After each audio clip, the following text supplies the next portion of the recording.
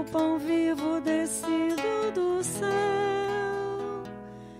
Quem deste pão come sempre há de viver. Eu sou o pão vivo descido do céu. Amém, aleluia, aleluia. Aleluia, aleluia, aleluia, aleluia. O Senhor esteja convosco. Anúncio da Boa Nova de Jesus Cristo segundo João. Glória a vós, Senhor. Naquele tempo, os judeus começaram a murmurar a respeito de Jesus, porque havia dito: Eu sou o pão que desceu do céu. Eles comentavam: Não é este Jesus, o filho de José? Não conhecemos o seu pai e sua mãe? Como então pode dizer que desceu do céu? Jesus respondeu: Não murmureis entre vós. Ninguém pode vir a mim se o Pai que me enviou não o atrair, e eu o ressuscitarei no último dia. Está escrito nos profetas: todos serão discípulos de Deus. Ora, todo aquele que escutou o Pai e por ele foi instruído, vem a mim. Não que alguém já tenha visto o Pai, só aquele que vem junto de Deus viu o Pai. Em verdade vos digo, quem crê possui a vida eterna. Eu sou o pão da vida. Os vossos pais comeram o maná no deserto e, no entanto, morreram. Eis aqui o pão que desce do céu, quem dele comer nunca morrerá. Eu sou o pão vivo descido do céu. Quem comer deste pão viverá eternamente, e o pão que eu darei é a minha carne dada para a vida do mundo. Palavra da salvação. Glória a vós.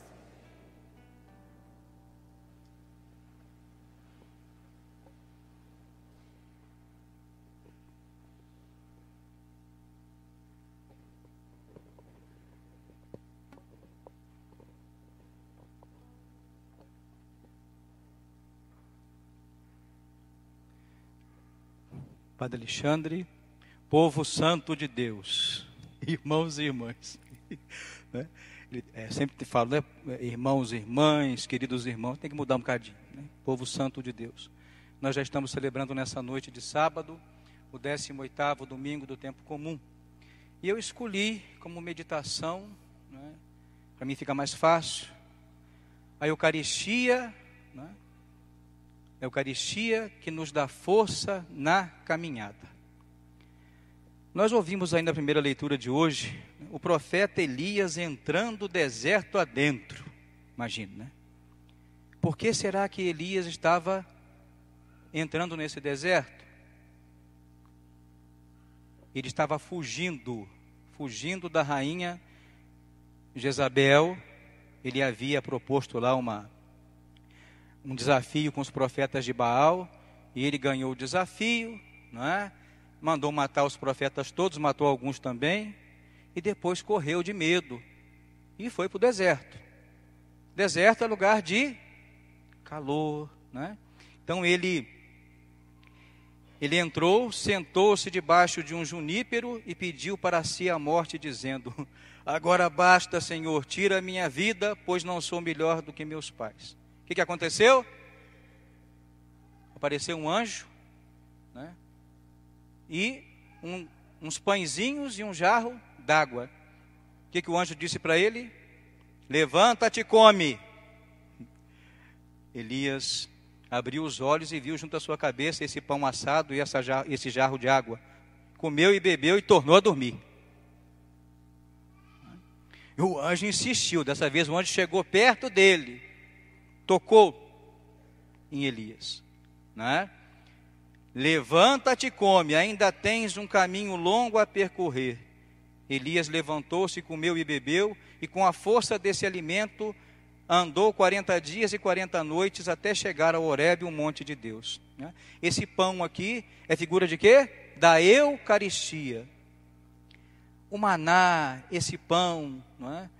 E outros pães que aparecem no Antigo Testamento são figuras da Eucaristia, não é? Que nos dá força para nós caminharmos em meio às dificuldades, às vicissitudes da vida.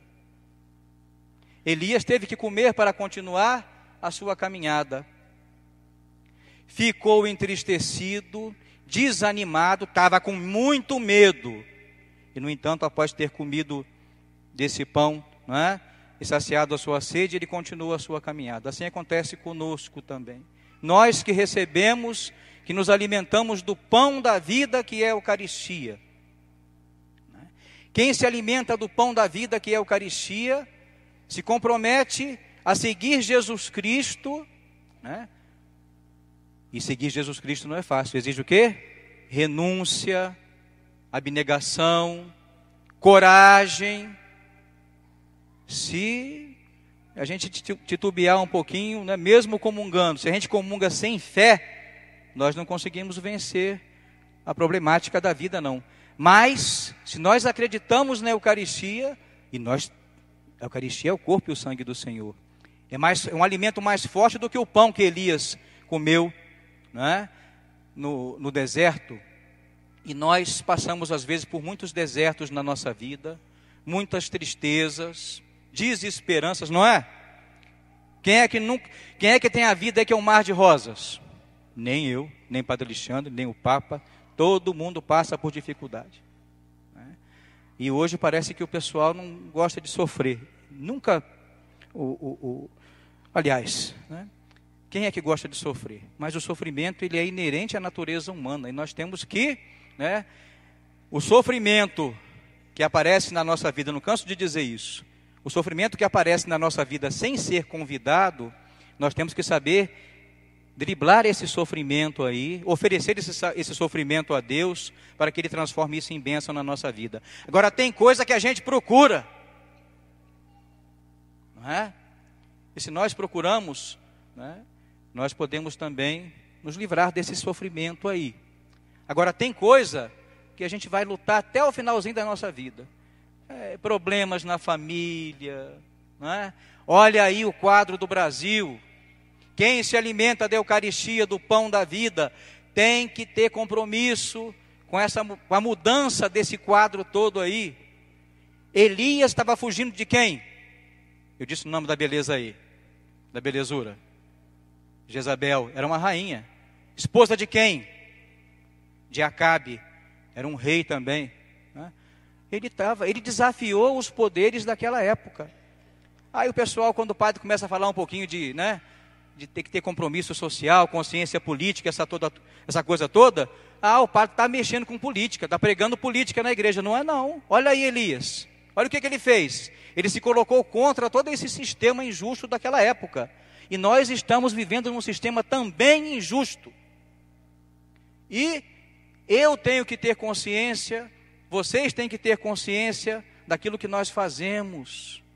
Consciência política, né? Muita gente pouco e pouca gente com muito. Isso dá para pensar.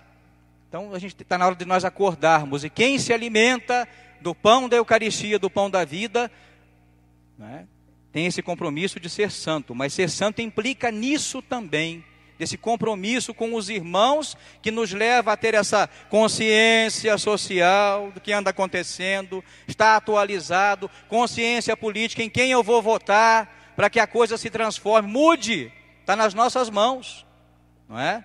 Eu não posso dizer a vocês em quem votar, mas que a gente tem que ter consciência disso. No Brasil está uma bagunça muito grande, é só a gente olhar a TV, não é? A gente observar aí direitinho as situações ao nosso lado mesmo, né? Repito, quem se alimenta do pão da Eucaristia tem que também envolver-se nessas questões aí. Quem se alimenta da Eucaristia também deve evitar as confusões que aparecem, principalmente na nossa família, desavenças. A segunda leitura fala disso. Olha aqui, carta de São Paulo aos Efésios. Irmãos, não contristeis o Espírito Santo, com o qual Deus vos marcou como um selo para o dia da libertação. Toda a amargura, quanta gente amargurada, e às vezes nós ficamos também, é verdade ou não é? Eu fico de vez em quando. Toda amargura, irritação, cólera, gritaria, injúrias, tudo isso deve desaparecer do meio de vós, como toda espécie de maldade. Sede bons uns para com os outros, sede compassivos, perdoai-vos mutuamente, como Deus vos perdoou por meio de Cristo. Está aqui, as orientações estão aqui, né? Então, não adianta nós entrarmos na fila da comunhão, nos alimentarmos do pão da vida, e a nossa vida continua a mesma coisa, em casa, no trabalho, não é? Nós somos sal da terra e luz do mundo, e essa transformação deve acontecer primeiro onde? Dentro do meu coração. Com tudo isso que o padre falou aí na homilia, né? Mas evitando isso aqui, tá? Nós somos a favor da justiça, e essa justiça, né? A paz é fruto da justiça, mas não é uma justiça, assim, às vezes nós imaginamos numa visão romanceada da coisa, né? A justiça de Deus é diferente, mas ela quer ser realizada no meio de nós, e Deus conta com a nossa ajuda também, né? Então em casa eu vou evitar, no meu serviço eu vou evitar, no meu ministério eu vou evitar, eu vou correr fora, eu vou fugir disso, né? Dessa amargura, de estar amargurado sempre, né? Dessa irritação. Muita gente me procura, deve procurar o padre Alexandre também, né? Ah, padre, eu estou tão irritado ultimamente, tanta coisa, né? Tanta preocupação, e nós nos preocupamos com coisas que não aconteceram ainda, e talvez nunca acontecer. Não vos preocupeis com o dia de amanhã, cada dia basta a sua preocupação. Estamos nós preocupados com depois de amanhã, o que é que eu vou comer depois de amanhã, como é que vai ser o dia de amanhã, não é? Fulano, daqui a um ano, o meu filho, né, o filho de vocês vai estudar, como é que vai ser? Deus cuida disso tudo, nós temos que ter confiança nele, mas fazendo o esforço de evitar isso tudo aqui, e de ser uma pessoa justa diante de Deus. E justo diante de Deus, justo na Bíblia é igual a santo, é aquele que procura realizar, não é, esse projeto de Deus, esse plano de Deus, desse reino que começa aqui e agora, a construção dele aqui e agora, né? Essa construção, né? Para que essa construção aconteça, Deus, mais uma vez digo, conta conosco. Então eu tenho que mudar a minha mentalidade, e mudar a mentalidade é difícil. Tem que mudar a minha mentalidade, o meu modo de ser, o meu modo de agir, para que esse reino aconteça dentro de mim, dentro de cada um de nós, né? E ele seja, isso começa na comunidade cristã. Nós não podemos ser católicos alienados, só rezar o dia inteiro. Qual é o lema de São Bento? Que não é o patrono daqui, aqui é São Roque, né? Mas o lema de São Bento é reza e trabalhe, não é? Então a gente tem que trabalhar pela edificação desse reino, para que essa justiça aconteça, para que nós não tenhamos medo, é necessário, né, comungar consciente, né? E tomemos aí, né, como exemplo o profeta Elias. Guardemos isso no nosso coração. Se nós estivermos cansados, entristecidos, aborrecidos, levanta e come, porque o caminho é longo e nunca nos há de faltar o auxílio da graça de Deus. Amém? Creio em Deus Pai,